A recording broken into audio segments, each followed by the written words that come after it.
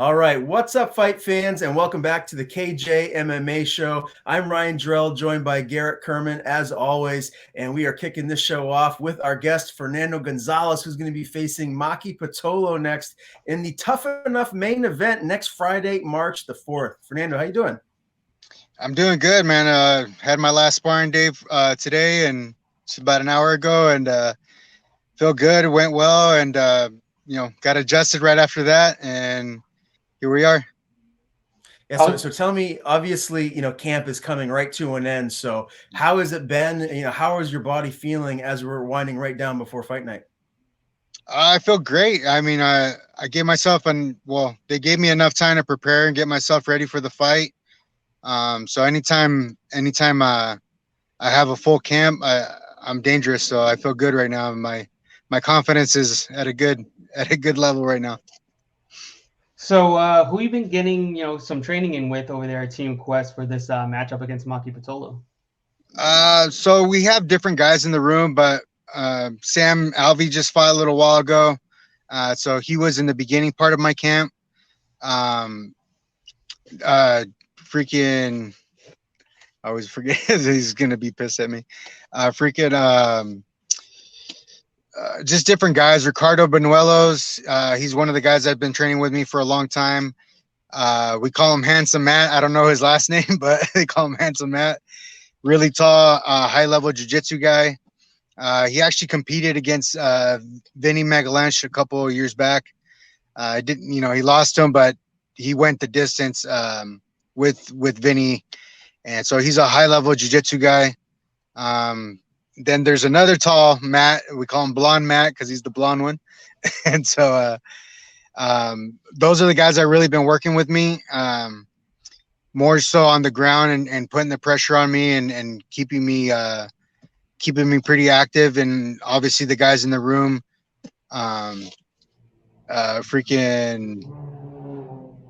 man, I got a little brain fart right now.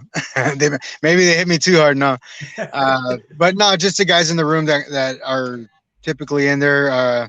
Ricky, Richie.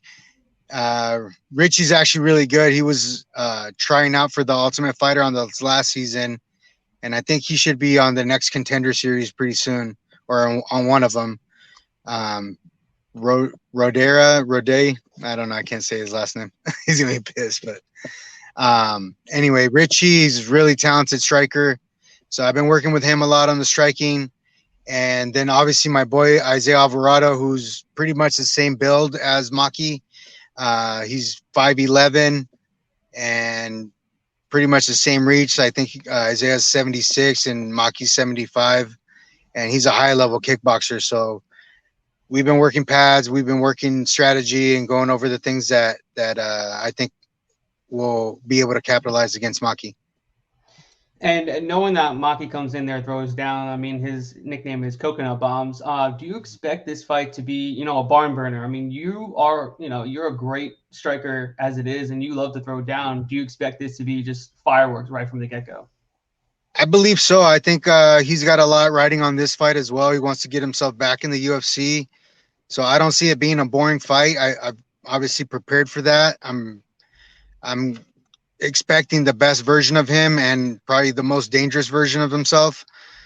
So that's kind of what I've been training for, and to kind of get after it right off the bat against Maki. And I think just that's his style as it is. Every time I've seen him fight, he's automatically pressuring. And that plays in well into mine because I have the same style. I like to walk forward and beat guys up. So I think it's going to make for an exciting fight. Yeah, Fernando, to circle back to your training partners, I wanted to ask you about Dan Henderson. Obviously, I think it's safe to say that he's going to stay retired. I mean, I think the man's got to be 50 by now, but one of the greats that we've ever seen in the sport. Does he still get in there and mix it up with you guys? Is he sparring? And if so, do you still got to watch out for that big H-bomb? You always got to watch out for the H-bomb, but I think so. I think me and him have been training. I'm the longest member at Team Quest, but obviously I have the respect for him to not go stupidly and go crazy. So he's always gone light with me. It's always been we just get the work in. He's not trying to drop that H-bomb on me, but I see him still swing it heavy with the guys that want to throw too hard, you know. And for me, it's always been about getting the work, getting that pressure. Obviously, his Greco-Roman wrestling is just second to none, in my opinion. And that's the stuff that I like really working with him the most. But yeah, we love to strike, and we get in there, mix it up together, but we never go crazy on each other. I do see him go crazy on other guys, but it's only because they tend to want to throw a little bit harder, or I don't know if they just feel that he's older or whatever it is, but I don't play with that. I'm like, nah, I'd rather make it to my fight. Yeah. Yeah. I mean, I don't know what's going to be going through your head to want to go hard with Hendo. I mean, I'm going to pass on that. And I'm just not even going to step in and do nothing with it. I'm going to leave that to you, Fernando. Now, I've interviewed you for quite a while now. And, you know, I interviewed you previous to this time here for this upcoming fight. But for anybody that didn't see that, I wanted to just go back to that last fight with Sadaya Parker and just, you know, discuss what you took from that, you know, moving forward. Like, what did you learn from that loss? You know, what are you going to take to make yourself better here in this fight against Maki? Definitely my scrambling on the ground, making sure that even if we do end up on the ground, my submission game's on point. Honestly, in that fight, I was sick, and we had to change the weight class just because I hadn't been able to train for like 2 weeks before that fight or during the camp. So we ended up changing it to 195. And yeah, so it was a mix of things. We ended up showing up the day of weigh-ins. We got flown in the day of. So like, I'm already cutting on the plane. As soon as I land, I had to cut like 2 to 3 more pounds, and then fought the next day. So not the most ideal thing to do, but you know, it just happened the way it did.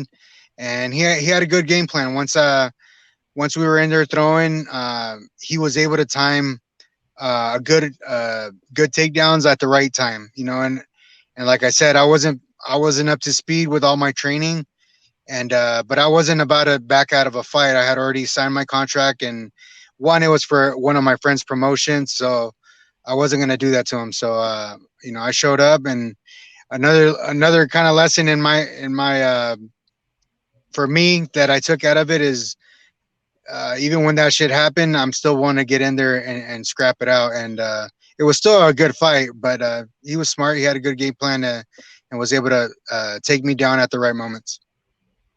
You're talking about weight right now. What is your weight? We're a week away, like today exactly, from the big fight night. So what's your weight at right now? Is it where you hoped it would be? I am 9 over right now. Perfect. So yeah, that's awesome. Anything under 10 pounds, you're good, especially when you're water loading. That's a good weight. So I still got another week now. So I think I'll be probably closer to 7 to 5 pounds away from when I start my cut. And yeah, that should be pretty easy. And what are you walking around at these days? Well, right now like I said, I'm 10 over. So, I'm like 195 right now. If I eat something, I'll be at like 98. But I'm not eating anything crazy right now. It's all, you know, low sodium, no carbs. So pretty much all protein right now until I make weight. I guess what I meant by that was like before you start camp, you know, and you really start to get dialed in, like what are you walking around at? Like what's the heaviest you are before you're like at the end of your camp? I normally don't get, I'll be like, the heaviest I'll get to is like probably like 210.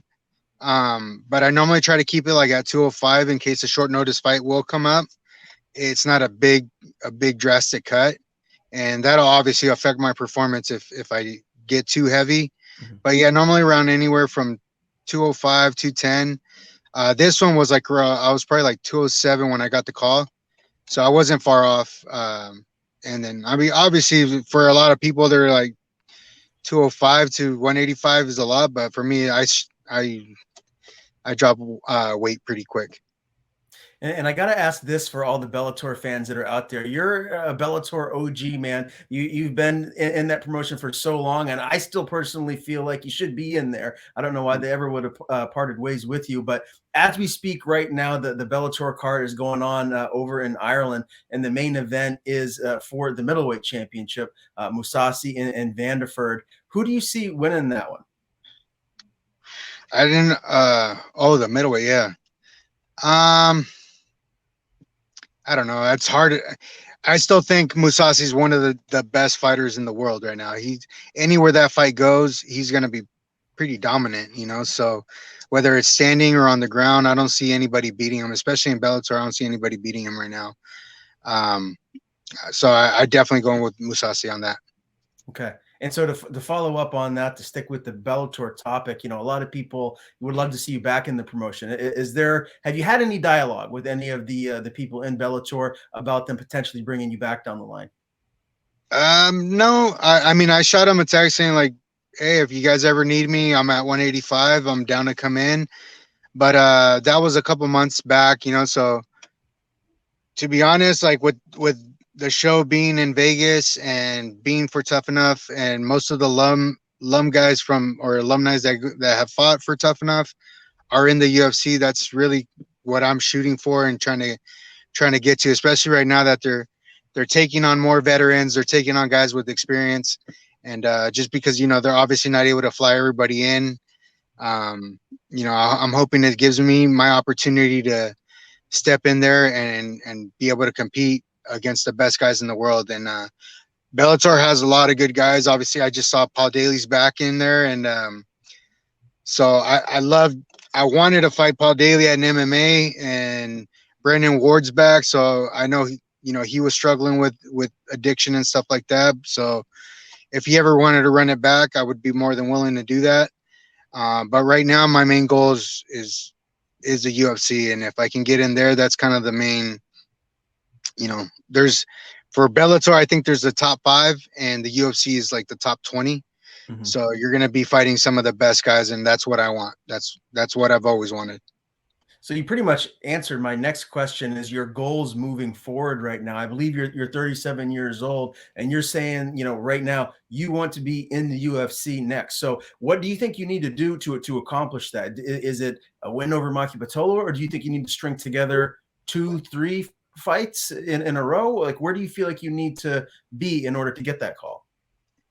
You know, that's going to be, I think, on them. I think more so it's going to be on my performance. If I go out there and I put on a good show, I might get it on the first one. They might call me onto the contenders or something. You know, I don't know what it'll be, but if not, I'll keep fighting for Tuff N Uff and you know, obviously in their town. So right now on this one, I'm definitely looking for them to get a look at me and see what I can do, and then hopefully I get it on this first one. But if not, I'm still doing what I love. You know, I love to compete, and I'm fighting full time again. And you know, for a little bit there, I was thinking about retirement just because stupid injuries that kind of were hindering me. With the little bit of time off from the Sadaya Parker fight till this one, I started kind of, you know, started looking for something else, and then it didn't work out. So right away, my mind went back to, this is not, you know, I'm not a 9-to-5 guy. So I need to punch somebody in the face, and so my fire kind of came back, and as soon as it did, I was in the room training my ass off, and you know, the way I am, I don't know if I manifest shit that way, but as soon as I start training, I put in my work, I get the calls, and that's what happened with this one. And it just kind of worked out perfectly. I started working on the injuries that was bugging me, and so I was like, started training again, putting in the work, and then like the injury was kind of acting up, and then one of my buddies was like, I know somebody that can fix that, so let's get it done, and let's see if we can get you back to normal. And I started doing that, and I think I was maybe a month in of getting that recovery, and I was able to start moving and do my regular, like where I felt like my regular self. And then I got the call for this fight. So I was just kind of like trickling, a trickle effect, you know. So for me, it's just kind of working out the way I want, and I'm hoping to get my hand raised after this fight as well.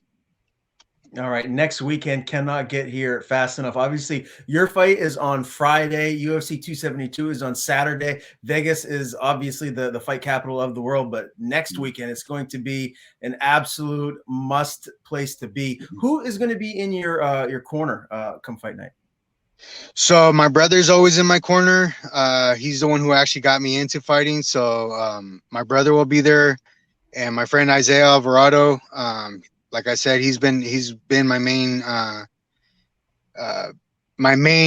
like kickboxing sparring partner. One, he's super freaking athletic as hell, so his wrestling is on point, and I actually would love to see him fight because he's got talent that people haven't seen, and they should. But he's always been in my corner for a long time, actually, since I fought Lucas Gamazi before I was in Bellator. We've kind of made a pact together, and we went on the Bellator run.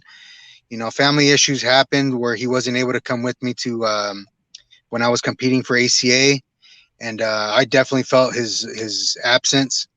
And you know, Tom Galicchio is normally my training, also in my corner, but he moved out to Tennessee, so I wasn't able to fly him out for this, and just, you know, I had to budget my money onto what I could do. And but one of my main training partners is Ricardo Banuelos, who I've been actually training him since probably about 9 years now. And his pressure is my pressure on the stand up and on the ground. And so it's really hard to deal with. And I kind of want to show that in this fight. I love to strike, but at the same time, I want to be able to show that if it goes to the ground, that I'm pretty dominant there too. So Garrett kind of alluded to this earlier on in the interview, but you know, Maki Pitolo coconut bombs, like he comes to sling the leather and look to knock his opponent out. When you dissect this fight, you talked about wanting to show your wrestling ability as well, but like, what do you believe is going to happen? Are you guys going to be standing right in the center of the cage, slinging leather and trying to KO one another, or do you feel like you're going to be kind of dictating the pace of whether it stays on the feet or goes to the ground? I normally try to dictate the pace, and then when I connect, they normally want to shoot. So even the same thing with the Sadaya, it was pretty even at first, and then he started to wither with his striking, and then started shooting on me. So once I'm able to connect and I have heavy hands, I see him trying to take me down, but that's kind of what I prepared for, because the last one he was able to take me down at the right time, and I wasn't able to do the things that I wanted to right away. But I think it'll be different on this one. I feel that I'll connect, and he'll be definitely looking to wrestle me, and I'll be ready for it. So give us your prediction. How do you see this ultimately ending? How do you get your hand raised? I do see a lot of punches thrown in this fight, so it could be a knockout. But like I said, I at this point, I'll take whatever I can get. If he gives me a submission, I'll take it. If I'm able to connect and hurt him, I'm definitely going to go for the finish. I want to put on a good performance where the UFC wants to pick me up. So that's the only prediction I can really give. You know, it could be, he's a tough guy, so I don't see him really just breaking. You know, I'm trying to break him, but we'll see what happens. Okay, and I do want a prediction for the main event of UFC 272: Colby Covington, Jorge Masvidal. Who wins and how? I don't know, man. You know, I'm an energy kind of person, so I think Kobe's a great fighter, but you know, Masvidal took his knockout way sooner than Kobe took his beating from Usman. So I think mentally wise or physically wise, Masvidal would be a little bit more healthier than him as far as getting rocked. And I see him being able to catch him at some point in the fight, if he doesn't gas from the wrestling, you know. But those guys train together for many, many years, so he's definitely going to know the amount of pressure that he's going to put on him. So I'm going to go with with Masvidal on this one. Okay. Again, a couple of action-packed fight cards back-to-back in Vegas. Fernando Gonzalez meets Maki Pitolo in the main event of Tuff N Uff, March 4th, next Friday. Fernando, if anyone can't be there in person, how can they watch it online? Is there an app, or is there going to be a pay-per-view where we can buy it? No, it's on UFC Fight Pass. I just found that out last week. So yeah, a lot of people, whoever has UFC Fight Pass, you'll be able to watch it there. So Tuff N Uff, March 4th, UFC Fight Pass. Even better. You know I won't be missing that, my friend. I'll be watching that intently. Again, Fernando Gonzalez, Maki Pitolo, main event, March 4th. Always great talking to you, my man. Before we do let you go, we want to give you the floor. Tell people where to follow you on social media. And if you have anyone to thank, any sponsors, the floor is yours. Awesome, man. Thank you. I want to say, obviously CVAC, who's always kept me healthy for a long time and keeps my conditioning at a good in a good point. And Juan Pollo, who sponsors me my chicken. That's actually made it really easy for me to cut the weight over the years or since they've been with me. CVAC. You can find me at Menifee Maniac on Instagram, Facebook, Twitter. So all my social media platforms, pretty much, it's at Menifee Maniac. And so obviously Dan Henderson's gym, Dan Henderson Athletic Fitness Center. All the guys in the room that help push me. Isaiah, Ricardo, the two Matts. And just the guys in the room. There's a lot of guys that are smaller, but those guys, they come into work and they help me obviously with the speed. Getting used to them shooting on me is a lot different than somebody that's at 185. A 55 or a 45, they're shooting in quick, and I have to react a lot quicker. And so it's not so much about me putting power on them or anything. It's more me reacting to their speed, and I feel I'm gonna be a lot faster than Maki on this fight. Awesome, man. Hey, Fernando, thanks again. We look forward to seeing you compete next Friday, and we got to have you back again at some point here before your next fight. Yes, sir. Thank you. All right. Always great talking to the Menifee Maniac, Fernando Gonzalez. For my money, one of the nicest guys in all of MMA, and man, I really like to see him back in Bellator. I know a lot of the other hardcore MMA fans would like to see him back there too. I don't know why they ever decided to move on from him, but if I was working for Bellator, give me Fernando Gonzalez, get him back in the promotion. He comes to fight. He's always fun to watch perform. Oh, absolutely. I've been watching him, for quite some time throughout his career. He was a mainstay in Bellator, like you said, and I've been, a fan of his for a while. He comes to fight. He's a fighter, and, he's fan friendly. His style is fan friendly. He comes forward, he throws down, and he never backs away from the fight. So I'm really looking forward to him coming back in there, and hopefully, this can, propel him to get, another fight on one of the big stages, with Bellator, maybe even PFL or something like that. And by the way, for anybody that didn't see his fight with MVP Michael Venom Page, rewatch it. Fernando won that fight. I don't care what anybody says. That the judges got that wrong. Gonzalez won that fight.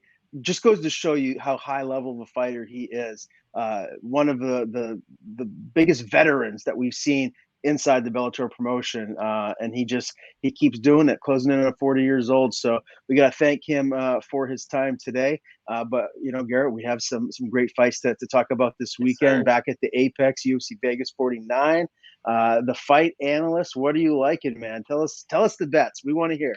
Oh man, we're coming off a great weekend. Last weekend, another winning event. The guys I told you with David Onama, that man is insane. The man couldn't even see out of one eye. He came forward and still knocked Gabriel Benitez out. That was absolutely incredible. Sky's the limit for him. So I was very happy with my bet there, because I was all in on a guy that's only in his second fight in the UFC, but I knew it was a good matchup, and I knew that he has that it factor, and he really showed it. But this weekend is it's a little tougher in terms of the talent on the card, the lines, a lot of juice, not a lot of really close lines. So you kind of have to pick and choose, your spots very, very closely. So starting off, I'm gonna take a shot on an underdog here. I'm gonna take Armin Petrosyan at plus 135.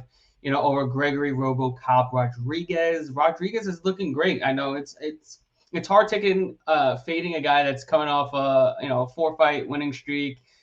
He's finished 3 of his 4 opponents during that win streak. But I just think this is a bad matchup. Petrosyan, he looked good in the Contender Series. Got a sick, vicious, head kick knockout.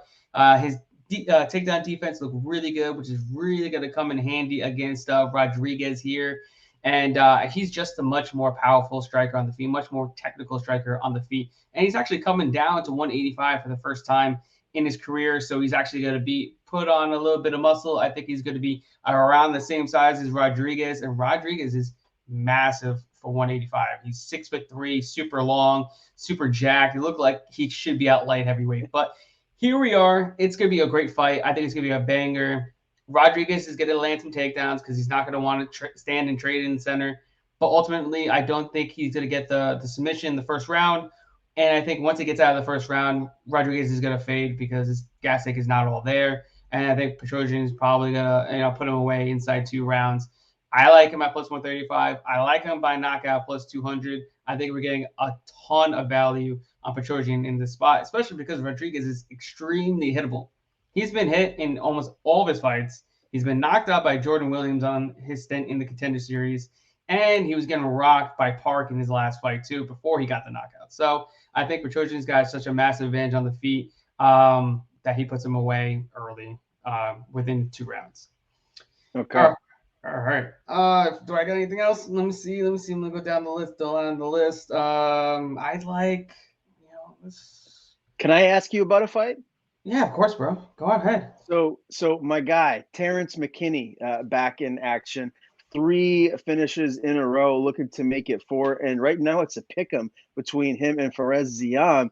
Is that accurate? Are those odds the way they should be? Or should McKinney, I know he's young, but should he be a little bit more of a favorite? Man, I don't know why, the line is the way it is. I don't know if the odds makers are trying to entice us to bet on McKinney, but it doesn't look like there's a ton of money coming in on either side, which is why it's, at a pick 'em. If it was a ton of money coming on McKinney, the line should normally move towards his way. So right now it looks like there's the line's pretty dead even because, the money is pretty dead even. But as far as like skill for skill, I don't see how McKinney loses this fight. I mean, I know Ziam is really good on the feet. He's very long. He's very technical, but he's a low volume striker. He doesn't come forward. He lets his opponents dictate the pace and control the center of the octagon. He's got bad takedown defense. I don't know where he's going to win this fight other than hoping that McKinney has an insane cardio dump after round 1, and then he just takes over from there. That's literally the only path to victory I could see Ziam really taking this win because McKinney's more powerful. He's the much better grappler, and he's going to be the one that's coming forward the entire fight. So unless Ziam's got some power to knock out McKinney, I don't see how he's getting the win other than possibly riding and coasting to a decision. So I'm personally betting on McKinney inside the distance at plus 175. I think he gets it done. I think all 11 of his wins are inside the distance. He's undefeated at 155. His only losses are at 145.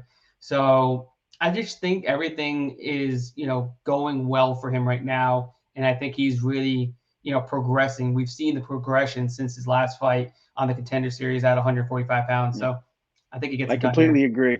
Totally agree. Terrence McKinney, bright future right there. I'll tell you a fight that I'm very confident about, and I'm going out on a major limb here on this one, but I really think Islam Makhachev is going to get it done. I think he's going to be able to get in there and get the win over Bobby Green. I feel very confident about that. So I like to play DraftKings. I like to put together my lineups. That's a guy that I feel very confident about sliding in there and he's going to get the win. Now, having said all that, would I like to see this massive upset and have Bobby Green, shock the world and get the win here? Of course I would. but it's just not going to happen. Islam Makhachev, there's a reason he's like a minus 900 favorite. It's because the guy's an absolute animal, and he's going to be fighting for a title at some point soon. This guy is the real deal. He's picked right at Khabib's butt. This guy is just amazing on the ground. So Islam Makhachev, money in the bank. No way he loses this. I think it's a lock. How do you think he gets it done? Does he get it done early? Does he get it done late? You know, does he win a decision? How do you think Makhachev gets it done? So I want to give some respect to Bobby Green because I think he's a durable veteran. He's tough. He's a gritty fighter. He'll get in there. He'll bite down on his mouthpiece. He'll throw. You know, he'll scramble if it's on the ground. I think his BJJ submission defense is adequate. You know, most of his fights that we see on the ground. So, excuse me, on the feet. So that's going to be the real interesting part to me. We're really going to get to see his BJJ and his wrestling defense tested here in this one. So that to me is the big unknown. I'd like to say that, you know, I think Bobby Green's toughness could get him into, you know, late in the second, early in the third, but I don't see it going past that. I think Makhachev finds a submission or a TKO victory before we get into the championship rounds. I think Makhachev's going to get it done and look very impressive doing it. Yeah, I agree. I actually think he gets it done almost similar to how he got done against Dan Hooker. I think he gets it done in round one. I think it makes it look easy. I feel like he needs to make it look easy so that he's next in line, you know, to face Charles Oliveira or Justin Gaethje. He can't let Bobby Green get out of round one, especially after what he did against Dan Hooker and how easy he made it there. Now he's going against a guy that hasn't fought, you know, that fought just 10 days ago, and he doesn't have a full camp, and he had to cut weight again, and all of that. So I think Makhachev knows he's putting that pressure on him. He knows he needs to get an early finish to solidify himself as the #1 contender, because, you know, if he drags it out, are they really going to be like, okay, yeah, maybe he deserves it, but he'll definitely deserve it if he goes in there and absolutely makes easy work of Bobby Green. Yeah, no doubt about it. I mean, and I think that's exactly what's going to happen. I think the casual fans that might not know as much about Islam Makhachev tune into this fight, and you're going to see, you know, I don't want to say it's his coming out party because us hardcores, we know about him already, but this is going to be, I feel like, a dominant win over a very tough guy that the MMA fans respect in Bobby Green. Yeah, absolutely. And it sucks because, like, I don't think anybody's not a fan of Bobby Green. He's all action fighter. He comes to entertain. You know, his interviews are hilarious. The dude is, you know, he's awesome. You know, he's a fan favorite.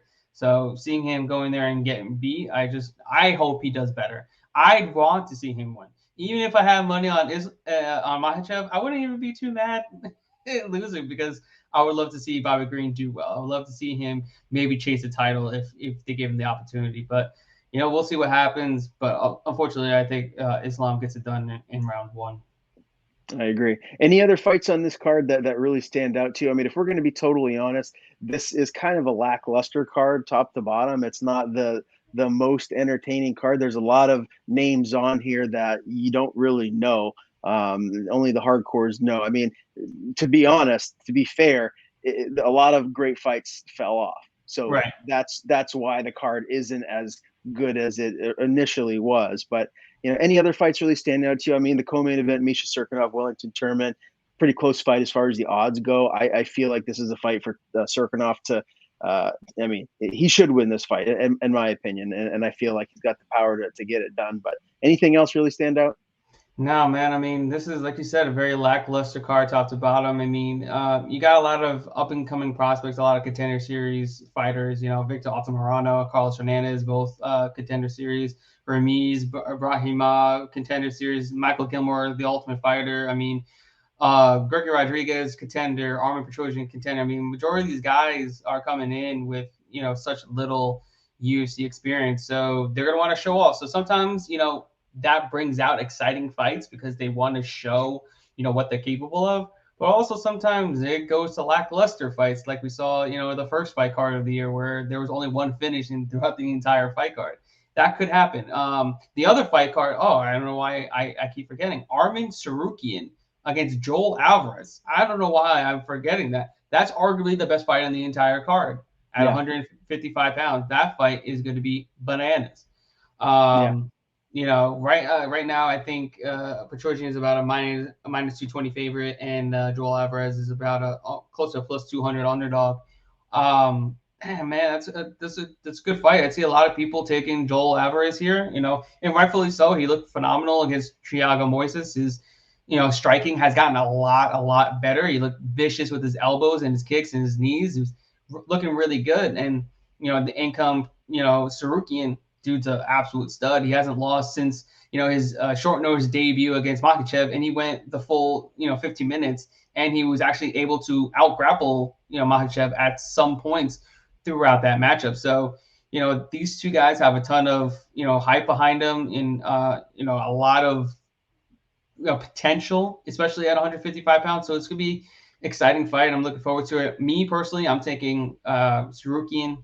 I think he's gonna be able to get inside the reach of Joel here. I don't think he's gonna be able to finish Sarukian on the feet. And then we know that Joel Alvarez has no takedown defense. When I mean no takedown defense, he literally has zero takedown defense, because he has not defended a single takedown attempt his entire UFC career. So anytime you get a takedown against him, you know, he gets taken down.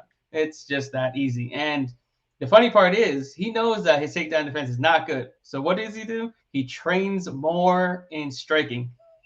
He goes with his striking. His striking got so much better, don't get me wrong, but now he's lacking in the takedown department, and we're going to see that in this fight. He's probably going to go for a guillotine, which is what his patented thing that he does when he can't defend a takedown. He'll go for a guillotine. I feel like Sarukian's going to be aware of it. He'll get through it, and then he's just going to, you know, ground and pound, and then I think he gets a submission. And right now, Sarukian by submission is plus 800. Oh, Plus 800 by submission. And all I'm hearing from Sarukian, he's like, I'm going to choke him out. I'm going to choke him out. So he, you know, going in, one, he wants to take down, and two, he's going to be hunting submissions. I'll take that all day. Especially in this matchup. And then you're taking it, you're giving yourself a plus 800 chance, even if you throw $10 on it. Okay, instead of going to McDonald's and getting your $10 meal, throw $10 on him to win by submission, and you can almost make $80 right there. So, I mean, it's just a little to win a lot. I know it's a gamble, but the man's talking about going in there and getting a submission win. Why not even try to throw a little bit on it while he's telling you how he's going to try to win? So I'm going to do it. I'm going to sprinkle a little bit on it and see what happens. You know, if you want a little extra sprinkles on your Sunday, you let me know, because I'm with you on that. I feel like, you know, why not put a little gamble on something that very well could happen? You know, plus 800, sign me up. Yeah, absolutely. You know, sometimes in those types of lines, you just take a shot. It's not something you go and bet $100 on. You know, if you have it and you want to, by all means, go right ahead. But, you know, some casual people, they just don't want to bet a lot of money on props. $5, $10, even $20. $20 wins you 160. Why not? Yeah. You know?